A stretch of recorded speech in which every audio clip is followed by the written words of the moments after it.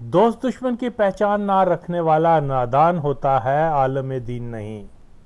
کہ نادان دوست سے دانا دشمن بہتر۔ جی ہاں، پاکستان کے دین فروش ملا کا حساب ایسا ہی ہے کہ یہ مولوی پاکستان میں رہتے ہوئے اور ایک ایسے دور میں جہاں معلومات کے ذرائع کی بہتات ہے، بلکہ معلومات کے لیے اب کسی کتاب خانے میں جانے کی ضرورت نہیں، ہاتھ میں پکڑے موبائل کے چند نمبر دبا بے شمار معلومات حاصل کی جا سکتی ہیں۔ مثال کے طور پر پاکستان میں خود کو اہل سنت علماء کہلوانے والا ملا جو زبانی دعوے کرتے ہیں کہ وہ پاسدار ختم نبوت ہیں اور ہر قادیانی یا قادیانی نواز کے بدترین دشمن ہیں، مگر یہی ناپاک ملا ایک ایسے شخص اور یا مقبول جان جو مرزا قادیانی کی قبر پہ حاضری دیتا ہے، قادیان جا قادیانی عبادت گاہ میں مرزئی امامت میں ان کے پیچھے نمازیں ادا کرتا ہے، قادیانی عبادت گاہ میں چندہ دیتا ہے وغیرہ، عمران خان، ضیاء الحق جیسے مرزئیوں کو ریاست مدینہ بنانے والا اور اسلام کا مجاہد اور افغانستان کا مجاہد وغیرہ قرار دیتا ہے۔ جو قمر باجوہ مرزئی کے ایمان کی گواہی نبی صلی اللہ علیہ وسلم کے جھوٹے خواب بیان کر کے دیتا ہے، جو شخص قادیانی افراد کو مسلمان ثابت کرنے کے لیے نبی پاک کے نام پہ جھوٹ بول سکتا ہے، وہ کیسے علماء حق کا چہیتا ہو سکتا ہے؟ کیا وہابی، دیوبندی، سنی،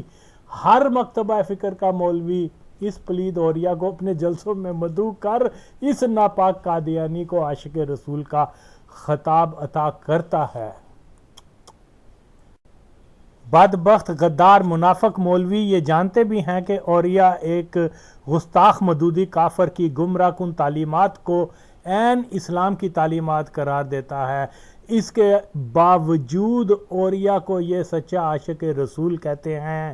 جو اوریا قادیانی عمران خان کے صحابہ کو بزدل کہنے کا دفاع کرتے ہوئے انتہائی کرخت آواز میں صحابہ کرام کا نام لیتے ہوئے صحابہ کے بارے میں یہ کہہ رہا ہے کہ صحابہ کرام یقیناً لوٹ مار کے لیے نکلے تھے، جبکہ سچ یہ ہے کہ صحابہ نے یہی سمجھا کہ کفار کو شکست ہو گئی ہے اور جنگ ختم ہو گئی ہے، لہذا مال غنیمت کے لیے نکلے۔ مال غنیمت اکٹھا کرنا اور لوٹ مار میں بہت فرق ہے۔ مال غنیمت دشمن کے پسبا ہونے کے بعد اکٹھا کیا جاتا ہے، جو کہ حکم اللہ اور نبی بھی ہے، اور لوٹ مار گیڑے میں آئے بے بس افراد کی جاتی ہے۔ کسی کارواں کو اگر ڈاکو گیرے میں لے لیں، ان کا مال چھین لیں تو یہ لوٹ مار ہے، مگر قادیانی اوریا ان صحابہ کو لٹیرا کہہ رہا ہے جن سے اللہ تک راضی ہے۔ جو اوریا حضرت ابراہیم علیہ السلام کے بارے میں کہتا ہے کہ وہ وقتی طور پر ملحد ہو جاتے تھے، معاذ اللہ، مگر ہمارے ناپاک ملا اس ہی گستاخ قادیانی اوریا کو اپنے ہر جلسے میں مہمان خصوصی کے طور پر مدعو کرتے ہیں۔ جس ملک کے عمرہ ہی جب عوام کو گمراہ کرنے کی پلید مہم میں شامل ہو جائیں گے تو پھر قادیانی اور دیگر اسلام دشمن قوتوں کا مقابلہ کرنے کی قوم میں صلاحیت ہی ختم ہو جاتی ہے، اور یہ سارے مولوی اس مشن پہ لگے ہوئے ہیں۔ خادم قادیان نامی مولوی جب ایجنسیوں کی بیساکھیوں کے سہارے ابھرا، اس ناپاک مولوی نے دنیا بھر کے گستاخوں، CIA کی ایجنٹ اوریا قادیانی، MM عالم مرزئی کی تعریفیں، قادیان چکن بھٹو پہ قادیانیوں کی طرح بزدلی کے تانا لگانے شروع کر دیے، اور سنیت کا شرازہ بکھارنے میں یہ کمبخت مصروف ہے۔ یہ پلید مولوی کبھی حمید گل قادیانی کے بیٹے کو ختم نبوت کے جلسوں میں بلاتا ہے، کبھی یہ شیطان مولوی MM عالم مرزئی کے درجات بلند کرنے کی دعا مانگتا ہے، کبھی سکندر حیات جیسے مرزئیوں کی تعریف کرتا ہے۔ اس غدار ختم نبوت کو کی دیکھا دیکھی دیگر مولویوں نے بھی قادیانی اوریا جیسے غلیظ ترین منافق کو ختم نبوت، ناموس رسالت صلی اللہ علیہ وسلم کے جلسوں میں بحیثیت ایک پکا سنی اسلام دوست عاشق رسول کے طور پر مدعو کرنا شروع کر دیا ہے۔ لکھ دی لعنت ان دین فروشوں پہ۔ ابھی چند روز قبل مجھے چند نوجوانوں نے ایک اشتہار شان اہل بیت عظمت صحابہ کے نام سے بھیجا، جس میں شریک نامور سنی علماء کے علاوہ اوریہ قادیانی کا نام بھی مجاہد ختم نبوت کے لقب کے ساتھ لکھا ہوا ہے۔ لعنت ہے ان کنجر مولویوں پہ کہ یہ جان کے جس اوریہ نے اپنی گندی زبان سے صحابہ کو لٹیرا کہا، مگر ہمارے پلید درباری مولویوں کا صحابہ سے عشق کا معیار دیکھیں کہ اس ہی اوریہ کو صحابہ کا وفادار بنا کر پیش کر رہے ہیں۔ ایسے ناپاک مولویوں پہ خدا کی لعنت ہی لعنت ہے۔ پھر یہ جان کے اوریہ نے مرزا قادیانی کی قبر پہ حاضری دی، قادیان گیا، وہاں جا کر قادیانی عبادت گاہ میں مرزئی امام کے پیچھے نمازیں پڑھتا رہا۔ ان ساری چیزوں کا ادراک رکھنے کے باوجود ان حرام خور پلید قادیانی بیس مولویوں نے اوریہ قادیانی کو مجاہد ختم نبوت کا خطاب دے دیا۔ اب بتائیں، یہ اس میں سارے مولوی شامل ہیں؟ کیا مفتی منیب، کیا خادم قادیان، کیا وہ ثروت اور یہ دوسرے لوگ، کیا ہے یہ لوگ؟ انہوں نے کیا تماشا بنا رکھا ہے گمراہی پیدا کرنے کا؟ اور ایک پلید آدمی کو جو ہے وہ سنیوں کے مسلمانوں کے جلسے میں آنے کی اجازت تو ہمارا مسلک دیتا ہی نہیں ہے، اور یہ ناپاک ان کے ساتھ اس گستاخ نبی، گستاخ اللہ قادیانی کتے اوریہ کو اپنے ہر جلسے میں مدعو کرتے ہیں۔ ان بغیرتوں کو شرم نہیں ہے۔ یہ قادیانیوں کے ایجنٹ ہیں جو ایک ناپاک قادیانی اوریہ مقبول جان کو ختم نبوت کا اور عاشق رسول کا خطاب دیتے ہیں۔ وہ لنگڑا قادیان، وہ اس کو شرم نہیں آتی۔ یہ جان کے اوریہ مقبول جان جو ہے وہ نہ خوش عقیدہ ہے اور نہ ہی وہ کم بخت اسلام کے اس سے تعلق ہے، قادیانیوں کے پیچھے نمازیں پڑھتا ہے، مرزا کی قبر پہ جا کے فاتحہ پڑھنے والا، اور یہ ناپاک آدمی اس کو عاشق رسول کہتا ہے۔ چلو تم سے بھول ہو گئی، توبہ کر لو۔ تم نے ایم عالم کو قادیانی کی قبر پہ دعا کی، کافر ہو گیا۔ کسی مرزئی کی قبر پہ دعا کرنے والا کہاں مسلمان رہتا ہے؟ یہ مرتد ہیں۔ یہ قوم کو جو ہے وہ غلط ڈائریکشن دے رہے ہیں۔ یہ سب کے سب غدار ختم نبوت ہے، ان کا بائیک آؤٹ کرو۔ اب عوام خود ہی فیصلہ کریں کہ جب میں یہ کہتا ہوں کہ مرزئی مافیا نے اپنے ملاؤں کو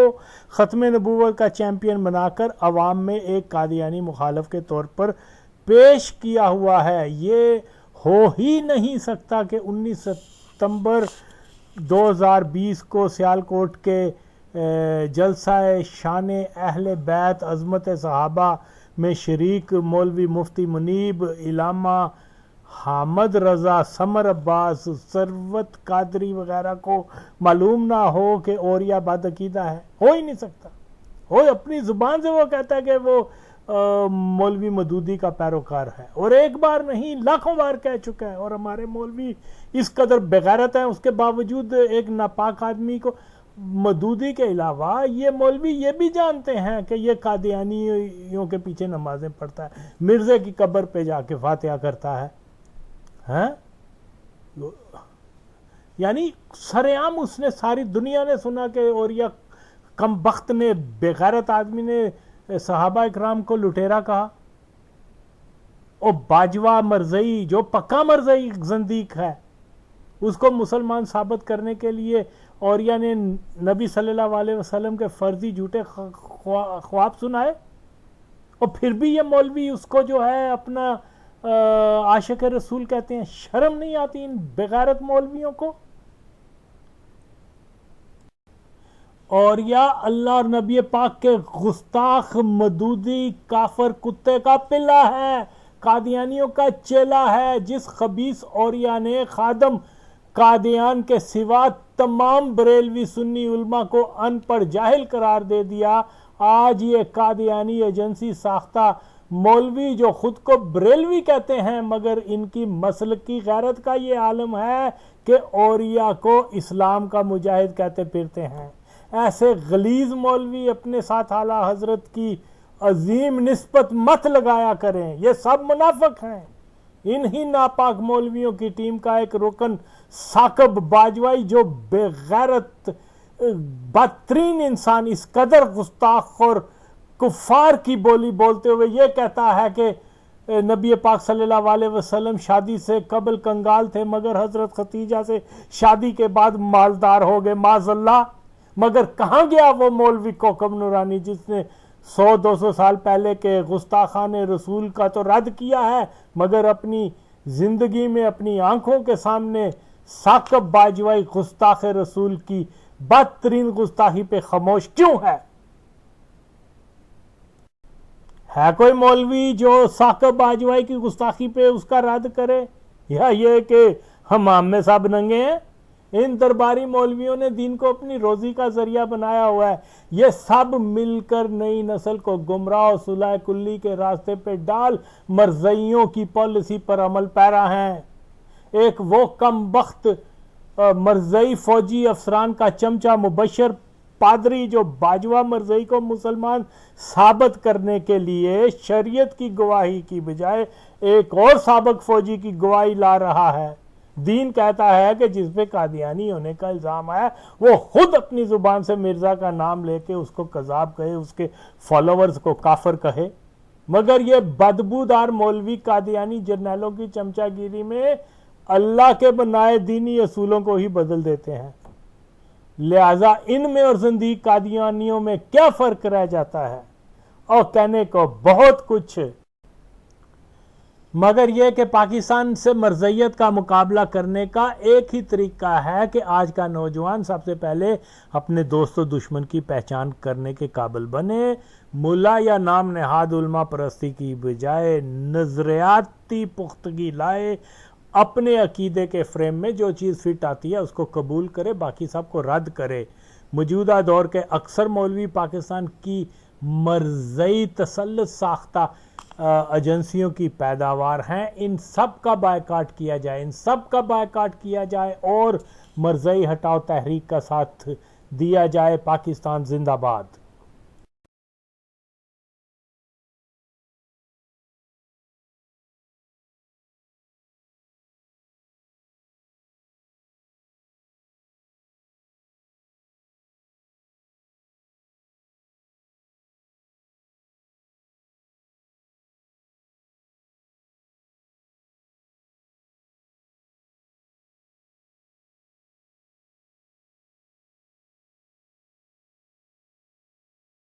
پیدا کر دے گا، لیکن رسول اللہ کو پتا تھا کہ میں آخری نبی ہوں۔ نہیں تو یہ ایک تو یہ، اور دوسری بات یہ ہے کہ احد کا معاملہ ہے، ظاہر بات ہے احد کے معاملے کے اندر ڈانٹ پڑی ہوئی ہے، پوری امت کو پڑی ہوئی ہے، ہم مانتے ہیں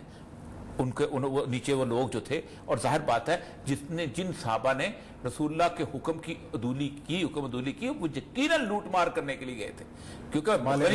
غنیمت سب ہوتے ہیں جب رسول پیدا کر دے گا، لیکن رسول اللہ کو پتا تھا کہ میں آخری نبی ہوں۔ نہیں تو یہ ایک تو یہ، اور دوسری بات یہ ہے کہ احد کا معاملہ ہے، ظاہر بات ہے احد کے معاملے کے اندر ڈانٹ پڑی ہوئی ہے، پوری امت کو پڑی ہوئی ہے، ہم مانتے ہیں ان کے نیچے وہ لوگ جو تھے، اور ظاہر بات ہے جن صحابہ نے رسول اللہ کے حکم کی عدولی کی، وہ یقیناً لوٹ مار کرنے کے لیے گئے تھے، کیونکہ غنیمت سب پیدا کر دے گا، لیکن رسول اللہ کو پتا تھا کہ میں آخری نبی ہوں۔ نہیں تو یہ ایک تو یہ، اور دوسری بات یہ ہے کہ احد کا معاملہ ہے، ظاہر بات ہے احد کے معاملے کے اندر ڈانٹ پڑی ہوئی ہے، پوری امت کو پڑی ہوئی ہے، ہم مانتے ہیں ان کے نیچے وہ لوگ جو تھے، اور ظاہر بات ہے جن صحابہ نے رسول اللہ کے حکم کی عدولی کی، وہ یقیناً لوٹ مار کرنے کے لیے گئے تھے، کیونکہ پیدا کر دے گا، لیکن رسول اللہ کو پتا تھا کہ میں آخری نبی ہوں۔ نہیں تو یہ ایک تو یہ، اور دوسری بات یہ ہے کہ احد کا معاملہ ہے، ظاہر بات ہے احد کے معاملے کے اندر ڈانٹ پڑی ہوئی ہے، پوری پیدا کر دے گا، لیکن رسول اللہ کو پتا تھا کہ میں آخری نبی ہوں۔ نہیں تو یہ ایک تو یہ، اور دوسری بات یہ ہے کہ احد کا معاملہ ہے، ظاہر بات ہے احد کے معاملے کے اندر ڈانٹ پڑی ہوئی ہے، ہم مانتے ہیں ان کے نیچے وہ لوگ جو تھے، اور ظاہر بات ہے جن صحابہ نے رسول اللہ کے حکم کی عدولی کی، وہ یقیناً لوٹ مار کرنے کے لیے گئے تھے، کیونکہ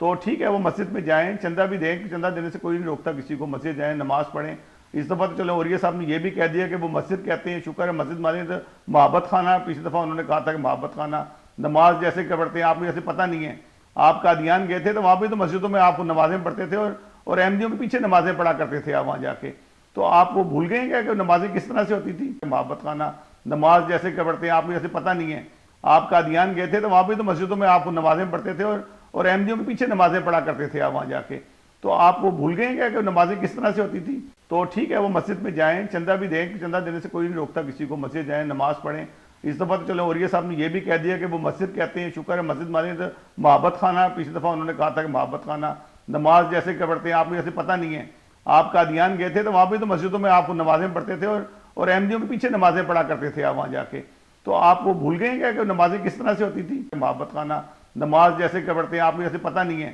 آپ قادیان گئے تھے تو وہاں پہ تو مسجدوں میں آپ نمازیں پڑھتے تھے اور احمدیوں کے پیچھے نمازیں پڑھا کرتے تھے آپ وہاں جا کے، تو آپ وہ بھول گئے کیا کہ نمازیں کس طرح سے ہوتی تھی؟